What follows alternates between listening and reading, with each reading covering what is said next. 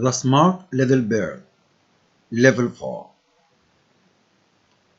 There was a little smart bird in a tree. A big gray cat came to the tree. He saw the little bird and wanted to eat her. "I'll have the bird for my breakfast," thought the cat. "Good morning, Miss Bird," said the cat with a pleasant voice. "Good morning, Mr. Cat," answered the bird. "Have you heard the good news?" asked the cat. "What news?" said the bird.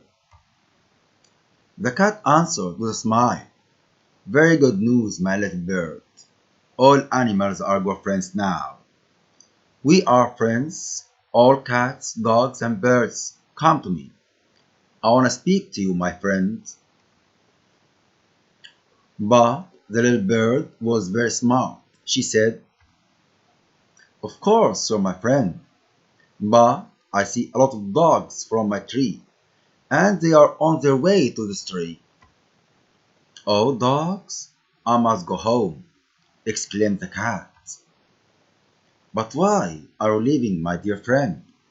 The dogs are our friends too," said the bird.